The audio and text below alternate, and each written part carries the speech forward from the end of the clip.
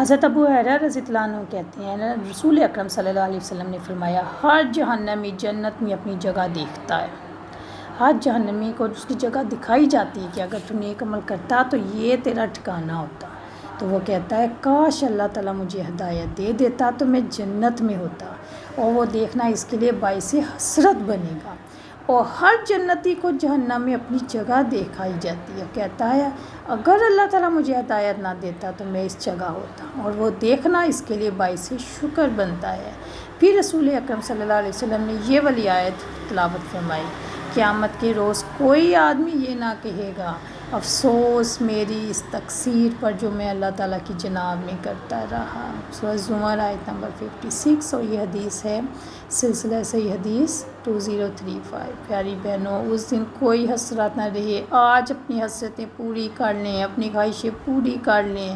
اس دن انسان جو حسرت کرے گا کہ افسوس میری اس تقصیر پر, تقصیر کہتے ہیں غلطی پر, جو میں اللہ کے حق میں کرتا رہا, اللہ کی جناب میں کرتا رہا. اللہ نے کہا نماز پڑھو, میری عبادت کرو, شریک نہ ٹھہراؤ, میں اللہ سے دور جاتا رہا. افسوس صد افسوس. قیامت کے دن مشرکوں کی حسرت ہوگی کاش ہم دنیا میں جاتے اور ان سے اسی طرح بیزار ہوتے جس طرح آج یہ ہم سے بیزار ہیں. مشرک اپنی حسرتوں میں بھی جھوٹی ہوں گی کیونکہ اگر وہ لٹا دیے جائیں تو پھر وہی کریں گے جس سے ان کو روکا گیا ہے. جیسا کہ رب العزت نے فرمایا سورۃ الانعام آیت نمبر 28 بلکہ ان پر وہ چیز واضح ہو چکی جو وہ اس سے پہلے چھپایا کرتے تھے. اور اگر وہ واپس بھیج دیے جائیں تو یقیناً دوبارہ وہی کریں گے جس سے ان کو منع کیا گیا ہے. اور بلا شبہ وہ یقیناً جھوٹے ہیں.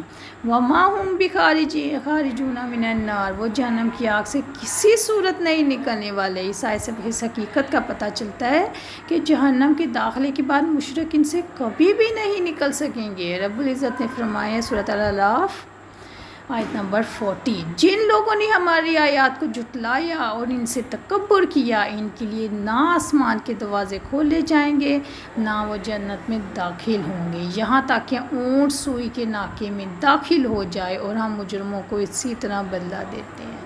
یہاں پہ مثال دی گئی ہے کہ آپ پیاری بہنوں کیا اونٹ سوئی کے ناکے میں جو سوئی کا سوراخ ہوتا ہے داخل ہو سکتا ہے؟ اللہ تعالیٰ کہتے ہیں تب بھی یہ جنت میں داخل ہو سکیں گے جب اونٹ سوئی کے ناکے میں داخل ہوگا. نہ اونٹ داخل ہوگا اور نہ یہ جہنم سے باہر نکل سکیں گے.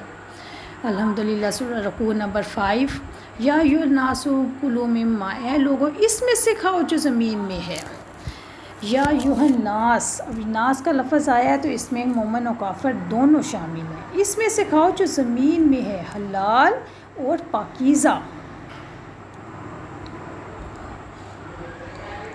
اللہ تعالیٰ نے حلال اور پاکیزہ کھانے کا حکم دے کے حرام سے روکا ہے. اس سے یہ پتہ چلتا ہے کہ ساری کائنات کو روزی دینے والا اللہ تعالیٰ ہے.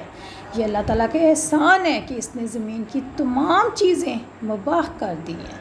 ہر وہ چیز جس پہ اللہ تعالیٰ کی طرف سے پابندی ختم ہو جاتی ہے وہ حلال ہے اور ہر حلال چیز پاک ہوتی ہے. پیاری بہنوں حرام چیزیں بہت ہو رہی ہیں.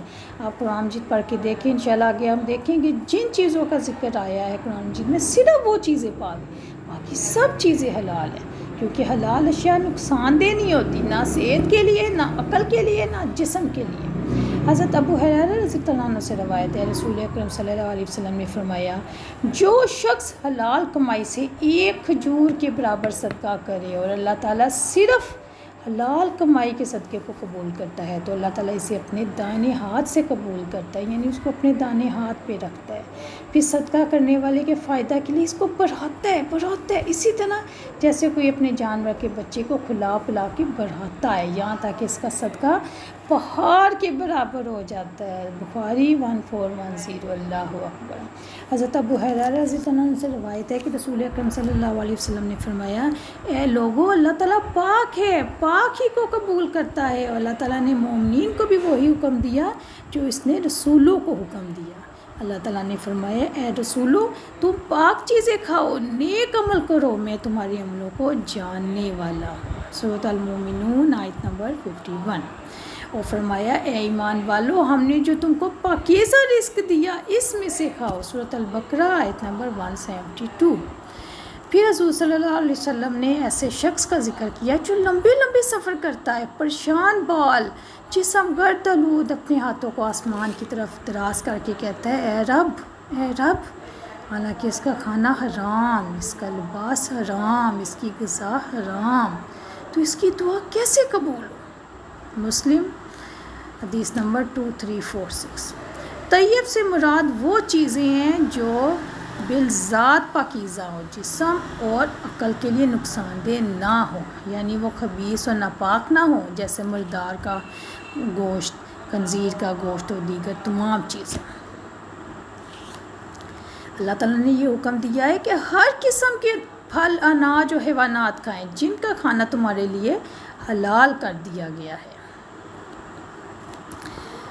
حضرت محمد صلی اللہ علیہ وسلم نے فرمایا اس ذات کی قسم جس کے ہاتھ میں میری جان ہے، ایک حرام لقمے سے جسے انسان اپنے پیٹ میں ڈالتا ہے 40 دن تک اس کی نماز قبول نہیں ہوتی۔ جس کا گوشت پوست حرام اور سود سے پیدا ہو، اس کی حقدار آگ ہی ہے۔ پیاری بہنوں، اب آپ انجام دیکھیں حرام روزی کا کتنا نقصان ہے۔ 40 دن تک نماز انسان جو ہے وہ ناپاک ایک قسم کا رہتا ہے، اس کی تو نماز ہی قبول نہیں ہوتی۔ شریعت میں کس چیز کو حرام کیا گیا ہے؟ شریعت میں ہر چیز حلال ہے جب تک اس کی حرمت پر دلیل قائم نہ، اور وہ قرآن مجید کی آیات سے ظاہر ہے۔ ہر وہ چیز جو کسی درجے میں بھی انسان کی فطری طلب کو اللہ تعالیٰ کے سوا کسی اور کی طرف موڑ دینے والی ہو، اس کو بھی حرام قرار دیا گیا ہے۔ لا تتبعوا خطوات الشیطان، اور تم شیطان کے قدموں کی پیروی مت کرو۔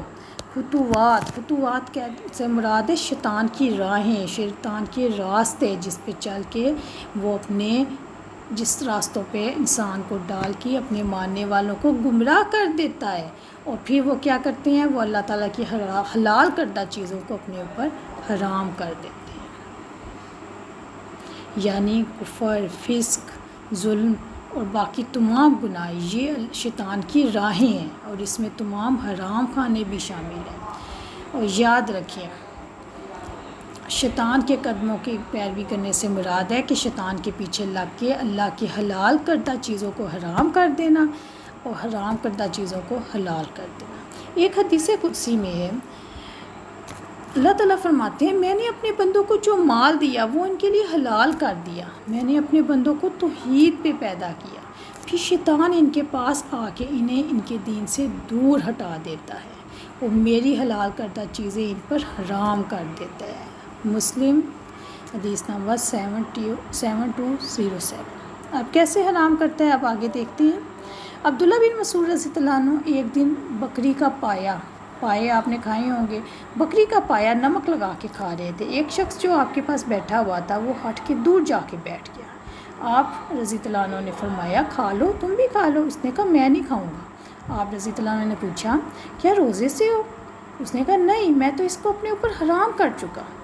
آپ رضی اللہ عنہ نے فرمایا یہ شیطان کی راہ پہ چلنا ہے، اب تم نے جو اس پہ قسم کھائی ہے کہ میں نے اس کو حرام کر دیا، اس قسم کو توڑو، قسم کا کفارہ دو اور کھا لو۔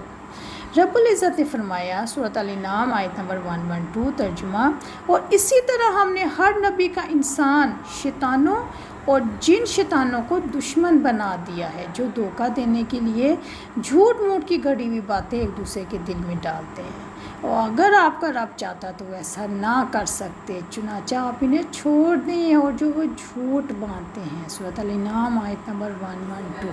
اس سے کیا مراد ہے کہ اگر آپ کا رب نہ چاہتا، پیاری بہنوں اللہ تعالیٰ کے حکم کے بغیر، یاد رکھیں اللہ کے حکم کے بغیر کچھ نہیں ہو سکتا۔ جو ہم پہ مصیبت آتی ہے اللہ کے حکم سے، جو خوشی آتی ہے اللہ کے حکم سے، اور اسی طرح شیطان ہمیں بہکاتا ہے تو وہ بھی اس میں بھی اللہ کی رضا ہوتی ہے، یعنی اللہ تعالیٰ شیطان کو اتنی اجازت دیتا ہے تو وہ اپنا عمل کرتا ہے، اگر اللہ تعالیٰ کی اجازت نہ ہوتی تو شیطان کا زور کبھی بھی نہ چلتا۔ لیکن شیطان نے اللہ تعالیٰ سے مہلت لی تھی کہ میں قیامت تک شیطان کو بہکاتا رہوں گا، اسی مہلت کی وجہ سے جب شیطان انسان پہ حملہ کرتا ہے تو اللہ تعالیٰ شیطان کو حملہ کرنے دیتا ہے۔ کیوں کرنے دیتا ہے؟ وہ اس لیے پیاری بہنوں کہ اللہ نے ہمیں عقل دی ہے، اللہ نے اشرف المخلوقات بنایا ہے، اللہ نے ہمیں حلال و حرام دونوں چیزیں دے دی ہیں، اللہ تعالیٰ کی نشانیاں ہمارے ارد گرد پھیلی ہوئی ہیں، اللہ تعالیٰ کی نعمتیں دن رات ہم پہ برس رہی ہیں، اور ہم ان سب چیزوں کو چھوڑ کے پھر ہم شیطان کے راستے پر چلیں، تو پھر کہ اللہ تعالیٰ کو ایسا بندہ عزیز ہوگا؟ پھر اللہ تعالیٰ تو کہیں گے نا کہ جب میں نے سب کچھ دے دیا، جیسا کہ میں آپ کو بچے کی مثال دیتی ہوں کہ سارا سال ٹیچر نے پڑھایا ہے، بچہ ابھی بھی پاس نہیں ہوا تو کیا ٹیچر اسے پاس کر دے؟ یہی معاملہ انسان کا اور اللہ کا بھی، اللہ نے سب کچھ دیا، عقل دی، شعور دیا، سمجھ دی، نعمتیں دی، سب کچھ دیا، اب فیصلہ انسان نے کرنا ہے کہ پھر بھی وہ شیطان کے راستے پہ چلے گا یا اللہ کے راستے پہ۔ اور اللہ تعالیٰ نے قرآن میں بھی واضح اس بات کی حقیقت چھپائی نہیں ہے، شیطان کی حقیقت بار بار بتایا، یہاں پہ بھی اللہ تعالیٰ کہتے ہیں اِنَّهُ لَكُمْ عَدُوٌّ مُّبِينٌ، وہ تمہارا کھلا دشمن ہے، اس سے بھاگو، جیسا کہ سورۃ فاطر آیت نمبر 6 میں اللہ تعالیٰ فرماتے ہیں یقیناً شیطان تمہارا دشمن ہے تو تم دشمن بنا لو اس کو، یقیناً وہ اپنے گروہ کو اس لیے بلاتا ہے تاکہ وہ بھڑکتی ہوئی آگ والوں میں سے ہو جائیں۔ پیاری بہنوں، اس کا تو انجام آخرت میں جہنم ہی ہے، آگ ہی ہے، وہ بس یہ چاہتا ہے میں اکیلا نہ جاؤں، میرے ساتھی ہوں، اور ہم اندھا دھند اس کے پیچھے جا رہے ہیں کہ ہم اس کے شریک بن جائیں آگ میں۔ وہ اپنا جو گروپ کو بلاتا ہے کہ وہ بھی آگ والوں میں سے ہو جائیں، وہ اکیلا نہ جلے، اور دیکھ لیں ہماری عقلوں پہ کیسے پتھر پڑے ہوئے ہیں۔ اللہ تعالیٰ بار بار قرآن مجید میں شیطان کے بارے میں بتا رہا ہے، یہ اب دیکھیں سورۃ کاف آیت نمبر 50 میں جب ہم نے فرشتوں سے کہا آدم کو سجدہ کرو تو انہوں نے سجدہ کیا مگر ابلیس نے نہ کیا، وہ جنوں میں سے تھا، چنانچہ اس نے اپنے رب کے حکم کی نافرمانی کی، تو کیا تم میری بجائے اسے اور اس کی اولاد کو دوست بناتے ہو حالانکہ وہ تمہارے دشمن ہے؟ تو ساتھ ہی پھر اللہ نے کہا ظالموں کے لیے بہت برا بدلہ ہے، ظلم کرو گے تو یاد رکھو بدلہ بھی برا ملے گا۔ ظلم کیا ہے؟ انسان کا اپنے اوپر ظلم ہے نا جب وہ شیطان کے راستے پہ چلتا ہے۔ پھر اللہ تعالیٰ فرماتے ہیں سورۃ نساء آیت نمبر 60 اور شیطان ارادہ رکھتا ہے کہ انہیں بہکا کر گمراہ کر دے، بہت دور کا گمراہ کرنا۔ سورۃ المائدہ آیت نمبر 91 بلا شبہ شیطان یہی ارادہ رکھتا ہے کہ شراب و جوئے کے ذریعے تمہارے درمیان دشمنی و بغض ڈال دے اور تمہیں اللہ تعالیٰ کی یاد و نماز سے روک دے، تو کیا تم باز آنے والے ہو؟ سورۃ القصص آیت نمبر 15 اِنَّهُ عَدُوٌّ مُضِلٌّ مُبِینٌ، یقیناً وہ کھلا گمراہ کرنے والا دشمن۔ پیاری بہنوں، اب آپ یہی دیکھیے اللہ تعالیٰ نے بار بار شیطان کی حقیقت بتائی، بار بار بتایا شیطان کے بارے میں۔ کیا ہم نے اللہ کی سنی؟ کیا ہم نے قرآن کی آیات کو پڑھا، سمجھا؟ پڑھا بھی تو کیا ہمارے دل میں اتری؟ اگر ہمارے دل میں اتر جائیں اور آپ شیطان کے کام سے باز آ جائیں تو سمجھیں کہ آیات ہمارے دل میں اتری ہیں، اگر آپ آیات کو پڑھنے کے باوجود شیطان کے راستے پہ چل رہے ہیں تو سمجھ جائیں کہ آپ کے دل کا دروازہ بند ہو چکا ہے۔ اللہ سے توبہ استغفار کریں، اللہ سے دعا کریں، اللہ تعالیٰ ہمارے دلوں کے دروازے کھول دے، ہمارے دلوں کا کالا پن دور کر دے، وہ اپنی آیات کا نور ہمارے دلوں میں داخل کر دیں، آمین یا رب العالمین۔ السلام علیکم ورحمۃ اللہ وبرکاتہ۔